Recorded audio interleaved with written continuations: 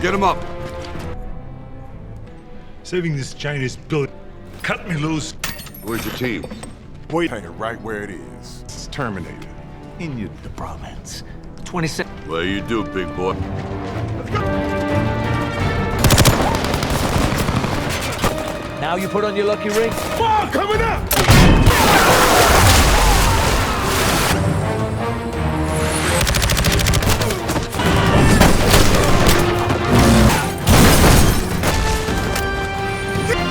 Why always me? This could be a piss poor end. Sorry, sir. I have to adjust.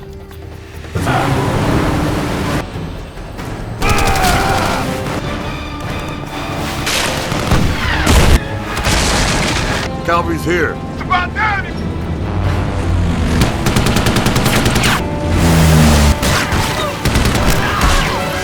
We'll swing around and pick you up, kid.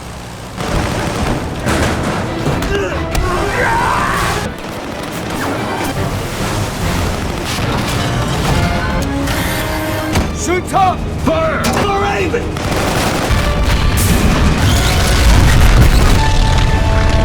Statement. Hit it! Maybe.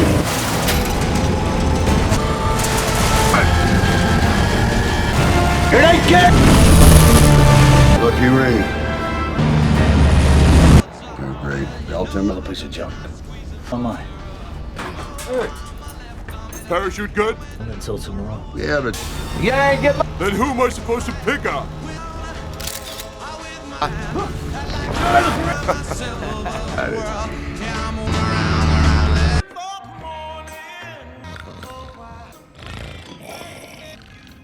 Gunner! Pot only makes one cup. Tangs, we're probably in this area.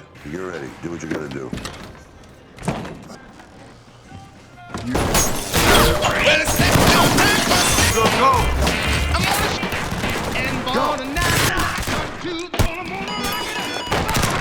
Let's pin down. Can you hold them up? They got a tank.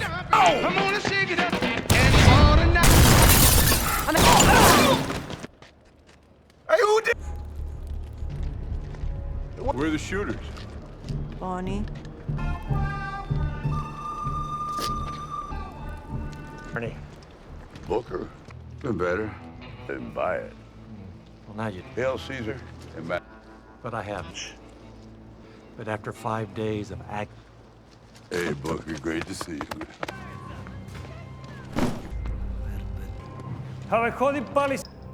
Man and knife.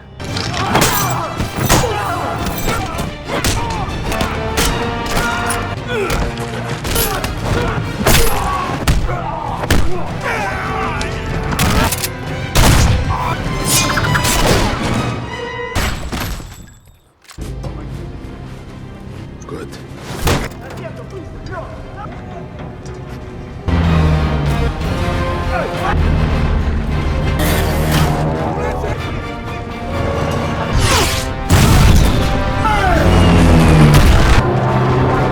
Do what I think you'll do! Yeah. Come on, let's move!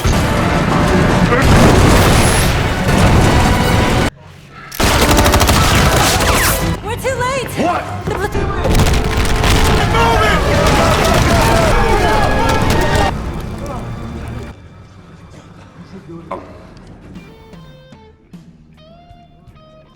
Hey, it ain't over yet. You serious? 1.852. Good. The man's a chemical engineer. You're onto something. Yourself up. Later. Back. Just. Okay. Right, gonna...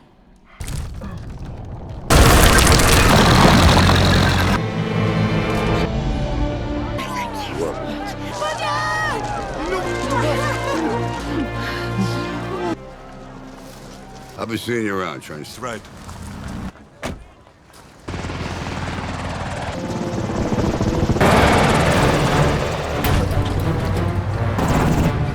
Move it.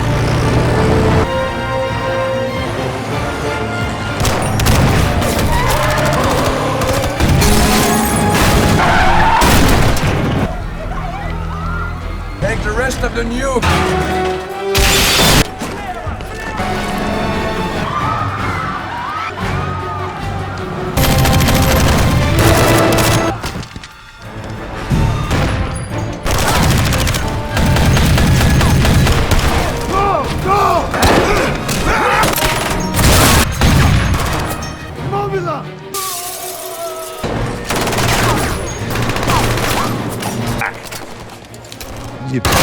Who is next?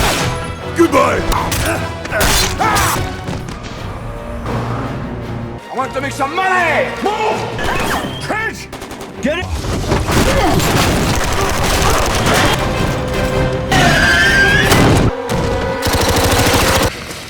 We have a special... Get out of here!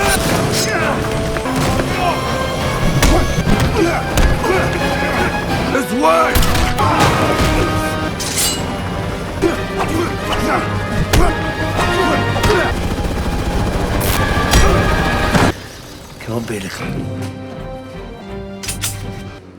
I'm going in there. Malik! That's your problem! Our sheep.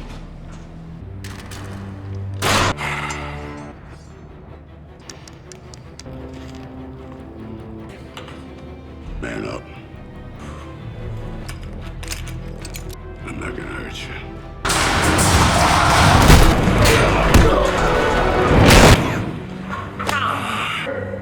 Come on, get up! Talking to me.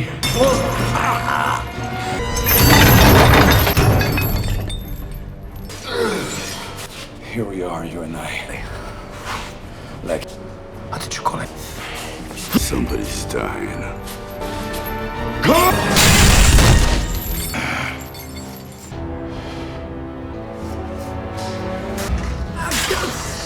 Sheep.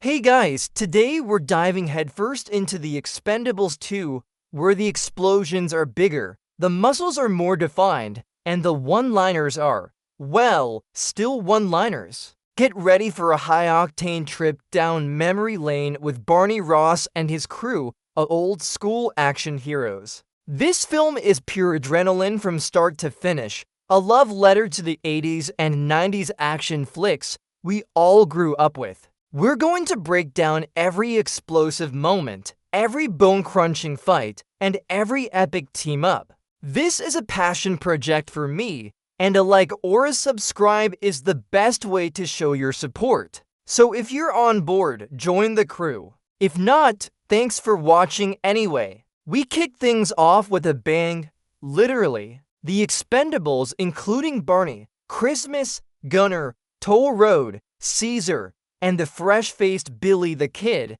are on a covert mission in Nepal. Their target? A fortified compound where a mysterious VIP and their old buddy Trench are being held captive. The Jeep chase is chaotic, a symphony of screeching tires and automatic weapon fire. Explosions erupt as Barney and Christmas mow down enemy vehicles, the sheer force of the impact rattling your speakers. Gunner, ever the enthusiastic one, is laughing like a maniac as he lays waste to everything in sight. The metallic clang of bullets ricocheting off their armored vehicles is constant, and the ground rumbles with every fiery detonation. It's an immediate immersion into their world of relentless, over-the-top action. They don't just arrive, they make an entrance, leaving a trail of destruction that sets the tone for the entire movie. Who needs subtlety when you have this much firepower, right?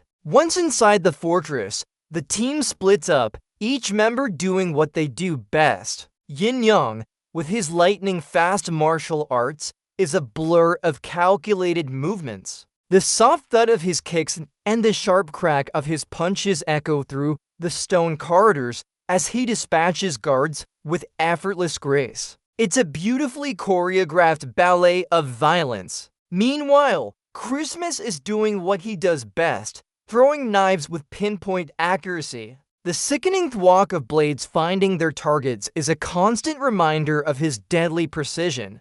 Gunner is just, well, Gunner, wielding a massive machine gun like it's a toy, his maniacal laughter filling the air between bursts of gunfire. You can almost feel the concussive force of the bullets shredding through plaster and wood. The atmosphere is tense, a mix of adrenaline-fueled chaos and methodical destruction as they push deeper into enemy territory. The distant shots of their teammates guiding them through the maze-like complex. Barney, always the leader, navigates the crumbling hallways. The sounds of distant gunfire and explosions providing a chaotic soundtrack. He locates Dr. Ma, a vital hostage, tied up and looking utterly bewildered. But Barney knows there's more to this mission. With a swift movement of his combat knife, he carves through a flimsy wall, revealing none other than Arnold Schwarzenegger's trench, looking surprisingly calm for someone duct-taped to a chair. The sudden tear of fabric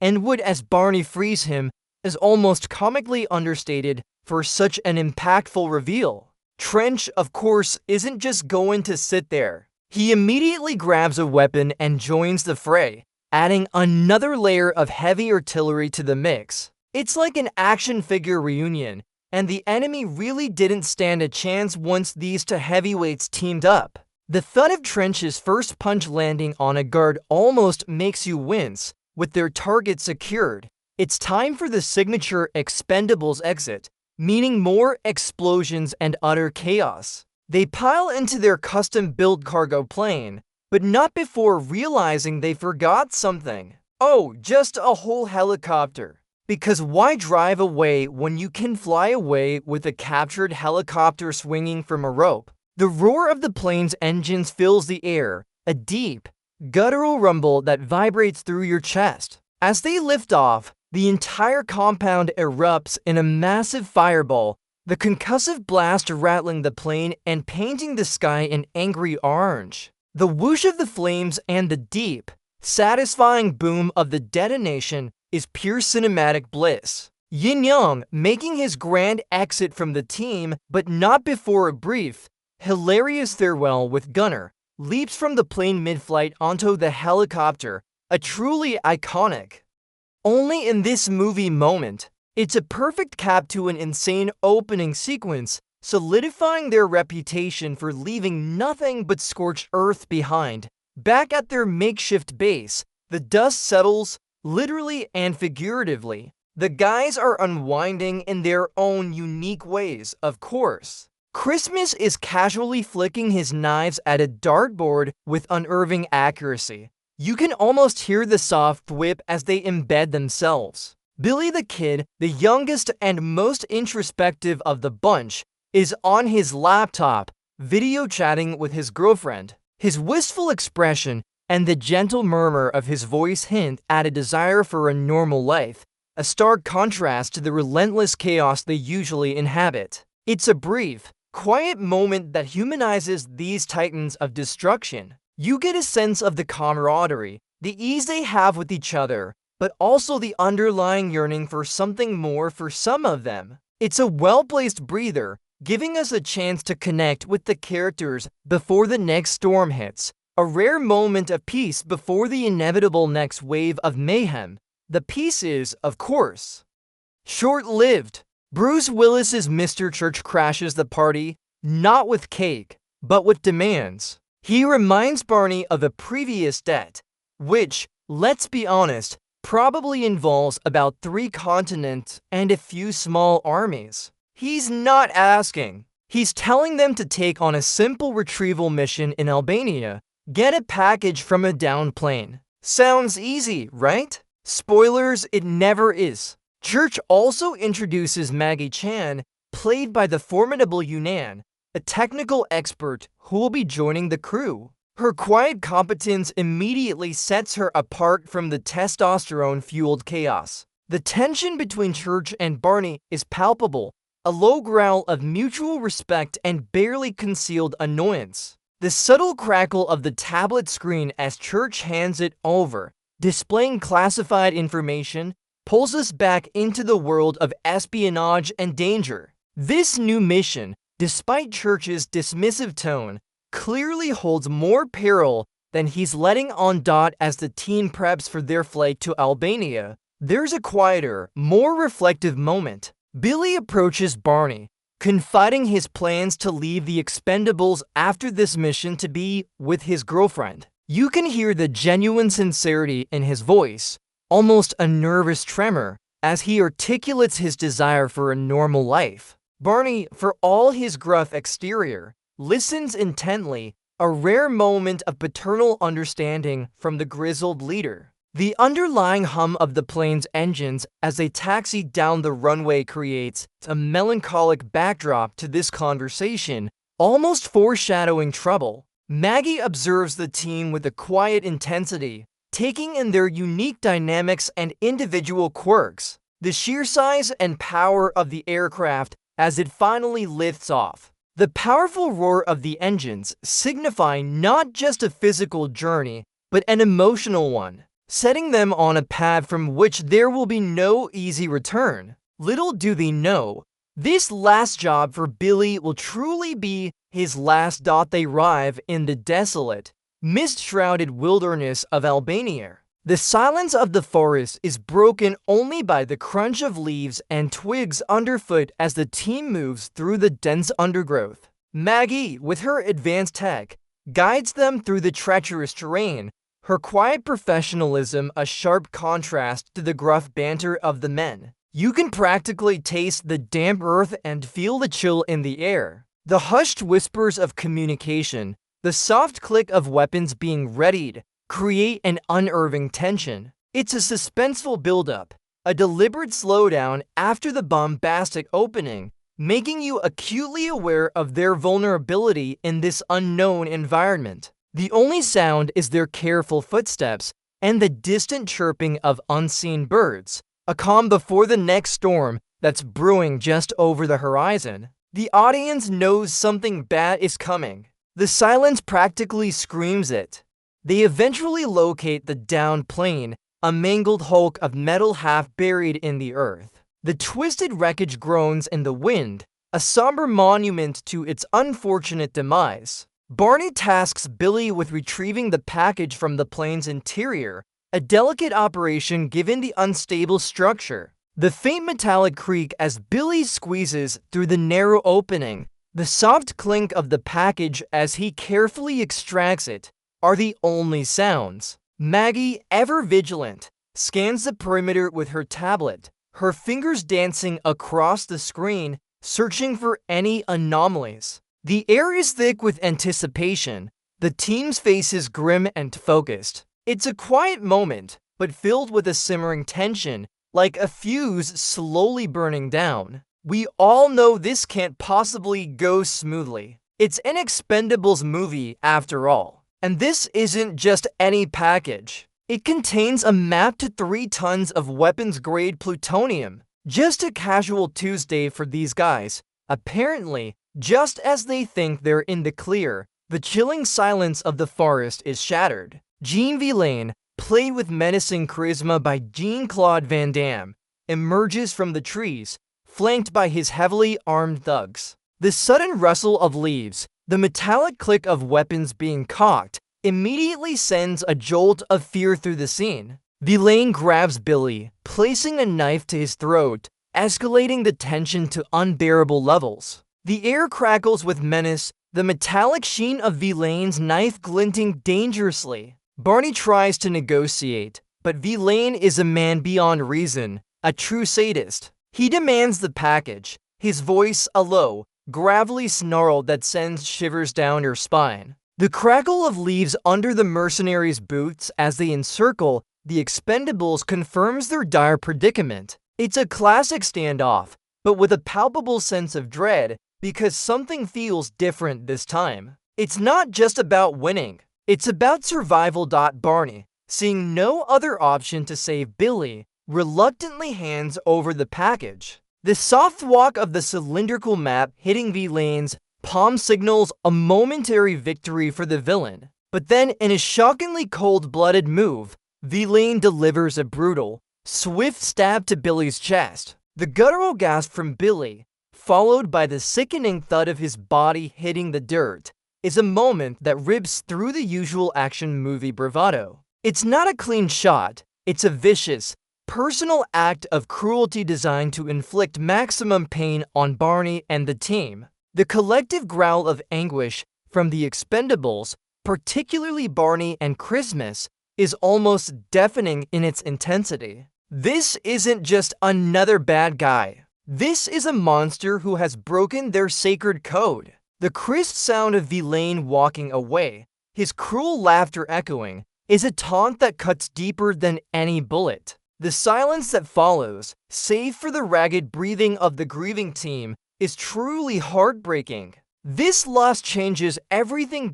In a somber, silent ceremony, the team buries Billy in a shallow grave in the Albanian forest. The soft scrape of dirt as they cover his body is a stark, painful sound. Barney gently places Billy's beret on the fresh mound of earth, his face a mask of grief and grim determination. The air is heavy with sorrow, a deep contrast to the usual boisterous energy of the team. There's no witty banter, no sarcastic remarks, just a shared, profound sense of loss. Barney's voice, usually gruff, is laced with a raw, guttural promise of vengeance. The crackle of his voice, strained with emotion, underscores the depth of his commitment. This isn't just about a mission anymore. It's intensely personal. The other Expendables stand united, their expressions reflecting a shared, burning desire for retribution. The forest seems to hold its breath,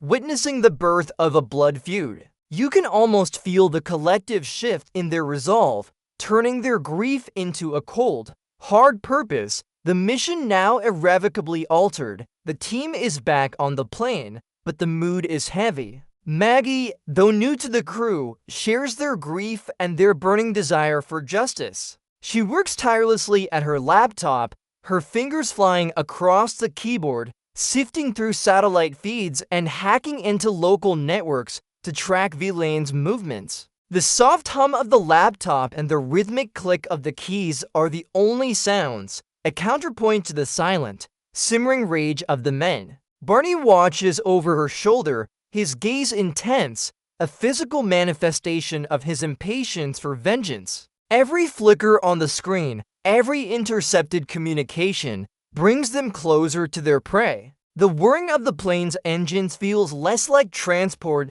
and more like a predator closing in on its target. It's a stark reminder that even old-school action heroes need modern tech sometimes. Much to Barney's probable chagrin, their pursuit leads them to a desolate, war-torn village, a ghost town ravaged by Vilain's forces. The crunch of debris and broken glass under their boots adds to the eerie quiet. Just as Vilain's men ambush them, a figure emerges from the smoke and shadows, none other than Chuck Norris. As Booker, the lone wolf, the sudden burst of gunfire from an unseen source, followed by the soft thuds of bodies hitting the ground, announces his legendary presence. It's a moment designed purely for fan service, and it delivers. Booker, with his signature calm demeanor, effortlessly takes down a squad of highly trained mercenaries without breaking a sweat. The almost comical sound of his fists meeting flesh a testament to his power. The stunned silence from the Expendables, mixed with Barney's dry "I heard you were dead," perfectly encapsulates the unexpected but welcome rival. Turns out some legends just don't stay in the grave, especially when there's an evil mastermind to stop, following the trail. And with the help of the map they recovered and quickly lost, the Expendables, with Booker now lending his formidable support, arrive at a colossal open pit mine. The sight that greets them is horrific. Hundreds of enslaved villagers, including women and children, toiling under the brutal supervision of Vilain's mercenaries. The distant clatter of tools and the desperate cries of the laborers carry on the wind, painting a grim picture of human suffering. Barney, usually stoic, clenches his jaw, the raw emotion evident in his eyes. This isn't just about revenge anymore. It's about justice for the innocent. The metallic taste of dust seems to hang in the air, a physical manifestation of the grim reality. They realize Vilain isn't just an arms dealer. He's a humanitarian crisis waiting to happen, planning to extract 3 tons of plutonium. This ups the stakes considerably, turning a personal vendetta into a global threat. The silent resolve on their faces confirms their new, expanded mission. The team convenes, a serious huddle of grizzled warriors. Maggie lays out a crude but effective map of the mine, detailing guard placements and escape routes. The soft rustle of paper and the low murmur of their voices fill the air as they strategize. Barney, Christmas, and Booker discuss tactics, their combined experience a force to be reckoned with. Caesar and Toll Road chime in with their ideas for breaching defenses, their voices low and determined. It's a meticulous planning session, contrasting sharply with their usual kick-down-the-door approach. The clink of Barney's dog tags against his vest is a small, constant reminder of the gravity of their task. This isn't just about brute force. It's about precision and timing to save innocent lives. The plan is multifaceted, designed to create maximum chaos and distraction, allowing the workers to escape while they tackle Vilain's forces head-on. There's a nervous energy, a quiet anticipation before the inevitable storm. Under the cloak of night, the infiltration begins. Christmas, ever the agile one, rappels down a mine shaft, his movements silent and precise. The gentle whisper of the rope against his gear is almost imperceptible. Up above, Gunner and Caesar take up sniper positions, their rifle scopes scanning the darkness, the soft click of their safeties disengaging the only sound. The plan is to create diversions, drawing the guards' attention while the main force moves in. Explosions in the distance, orchestrated by Toll Road, echo through the mine, the sudden boom and subsequent crumbling sounds creating chaos. This isn't their usual head-on charge. It's a calculated strike, each member executing their role with practiced efficiency. The cool night air carries the distant shouts of confused guards, a promising sign that their diversions are working. The metallic glint of their weapons under the moonlight highlights the seriousness of their intent. It's a ballet of silent aggression before the full-blown war erupts. Once inside, the team moves swiftly to liberate the enslaved workers. Barney and Maggie take the lead, guiding frightened villagers through the treacherous tunnels, the hushed whispers of reassurance a comforting sound amidst the growing chaos. The soft patter of hurried footsteps, the desperate cries of children, and the low murmurs of gratitude from the adults create a cacophony of fear and hope. Christmas and Booker provide critical cover fire, their precise shots echoing through the confined spaces, dispatching any approaching guards with ruthless efficiency. The sharp crack of their rifles is a constant, reassuring presence. Gunner, surprisingly, even manages a moment of tenderness, helping a child, before reverting to his usual explosive self. The metallic scraping of tools against rock, the faint shouts of Vilain's men, add to the urgency. It's a race against time, a desperate bid to get these innocent people to safety before Vilain's full force descends upon them. As the rescue operation unfolds, Vilain's forces finally pinpoint their location. The mine transforms into a deadly labyrinth of gunfire and explosions. The echoing reports of automatic weapons fire reverberate through the tunnels, creating a deafening roar. Barney and Vilain lock eyes across a vast, open cavern. The exchange of gunfire is intense, the ping of bullets off metal and rock a constant, frantic beat. The Expendables unleash their signature brand of chaotic destruction, with Caesar and Toll Road providing heavy cover fire, their weapons spewing a torrent of lead. Gunner, in true Gunner fashion, manages to get trapped, but quickly turns the tables on his captors with a perfectly timed explosion, because when in doubt, blow it up. The acrid smell of gunpowder fills the air, and the ground vibrates with every concussive blast.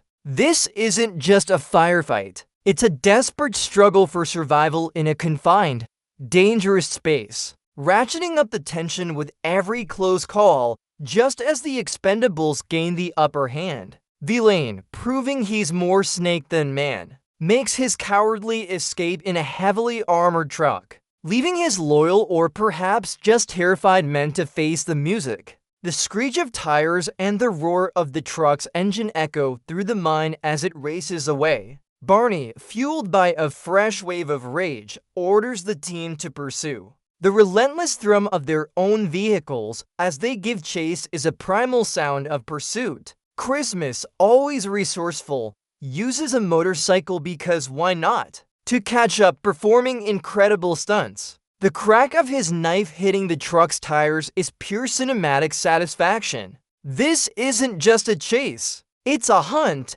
a desperate scramble to prevent Vilain from unleashing his plutonium on the world. The sounds of metal grinding, glass shattering, and engines straining create an urgent, high-stakes atmosphere. They're not just after a villain anymore. They're after a ticking time bomb. The chase spills out of the mine and onto the rugged, open terrain, leading directly to a vast, dilapidated airport. The thunderous roar of engines, the crunch of gravel under speeding tires, and the occasional burst of gunfire punctuate the frantic pursuit. It's a classic action movie chase sequence, but with the added weight of global stakes and personal revenge. Christmas's motorbike weaving through traffic, what little there is, and performing death-defying jumps is a highlight, the wind whizzing past his ears as he closes in. Barney in his truck is a man possessed, his foot heavy on the accelerator,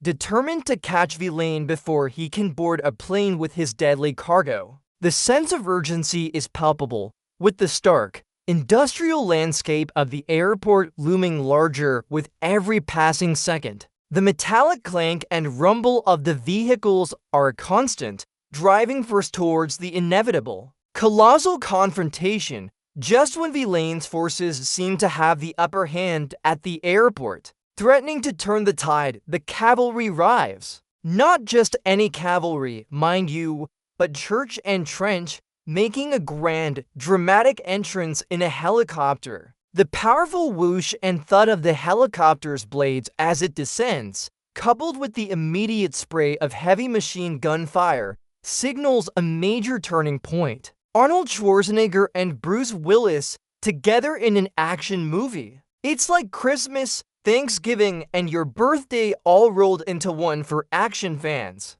Their arrival instantly tips the scales, leveling the playing field and sending Vilain's men scrambling. The roar of Trench's "I'm back," and Church's "I told you I'd be back," or something equally iconic cut through the chaos, a perfect blend of humor and firepower. It's a moment of pure, unadulterated fan service that perfectly amps up the already insane final battle. The airport erupts into an absolute war zone. It's not just a fight, it's a ballet of bullets and brawn. Inside the hangar, the metallic echo of gunfire is deafening, mingling with the screams of dying mercenaries and the guttural shouts of our heroes. Every iconic character gets their moment. Christmas with his knives, Caesar with his massive shotgun, Toll Road with his brute force. The crunch of bones, the visceral thud of bodies hitting the concrete, and the constant rattle of automatic weapons create a sensory overload.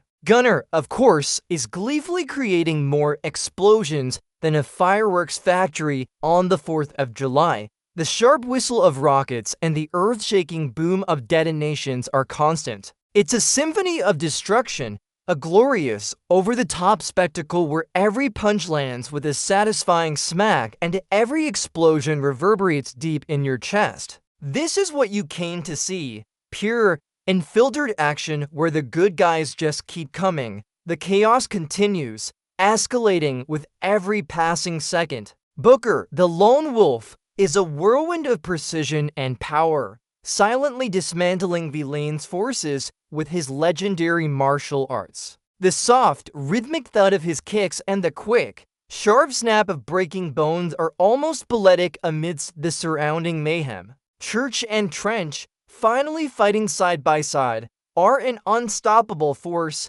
their combined firepower laying waste to swaths of enemies. The synchronized roar of their assault rifles is a glorious sound, painting the hangar walls with bullet holes. You can practically feel the sheer force of the recoil as they unleash a torrent of lead. Barney and Maggie work together, clearing paths, Maggie proving herself invaluable in a direct combat role. The metallic scrape of debris, the distant shouts, and the relentless hail of bullets create an immersive, adrenaline-pumping experience. It's a testament to old-school action done right, where the heroes just don't quit, no matter the odds, amidst the wreckage and fading echoes of battle. Barney finally corners Vilain for their inevitable, personal showdown. This isn't just a fight. It's a raw, brutal clash of ideologies fueled by grief and vengeance. The heavy thud of their punches, the grunts of exertion, and the sickening crack of impacts fill the silence, making every blow feel visceral and real. They throw each other through shattered walls and crumbling debris, the sounds of splintering wood and crunching metal adding to the intensity. It's a bare-knuckle brawl, devoid of fancy choreography, just two titans exchanging devastating blows. Vilain's sneering taunts are met with Barney's grim determination, each strike imbued with the weight of Billy's memory. The scraping of boots on concrete, the ragged breathing, and the occasional desperate gasp for air make you feel every impact. This is the main event, the grudge match we've been waiting for. A truly satisfying conclusion to their bitter feud, with Vilain defeated. A quiet settles over the ravaged airport, broken only by the crackle of distant fires and the groans of structural collapse. The Expendables, along with Church, Trench, and Booker, stand amidst the debris, exhausted but undeniably victorious. The silence is profound, a stark contrast to the earlier deafening chaos. You can almost taste the dust and the metallic tang of blood in the air. There's a shared sense of accomplishment, but also the lingering weight of their losses, especially Billy. Maggie looks on, having truly earned her place among these legends. The camaraderie, though often expressed through sarcastic jabs and shared danger, is palpable. It's a moment of reflection, a silent acknowledgement of the price of their profession. The distant wail of emergency sirens in the background slowly starts to filter in, marking the return of a semblance of normalcy, or at least whatever passes for normal in their world. They've done it again, saved the world, one explosion at a time.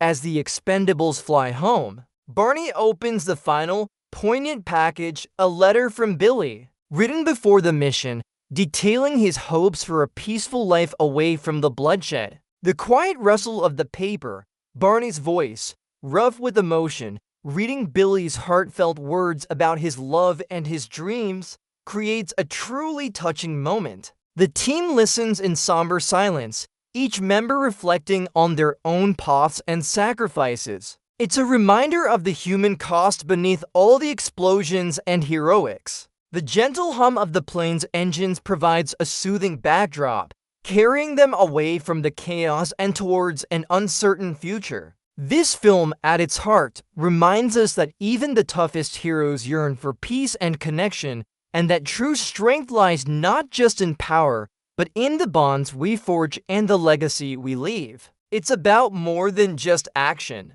It's about choosing to fight for what's right, even when it costs you everything. And that, my friends, is a powerful message.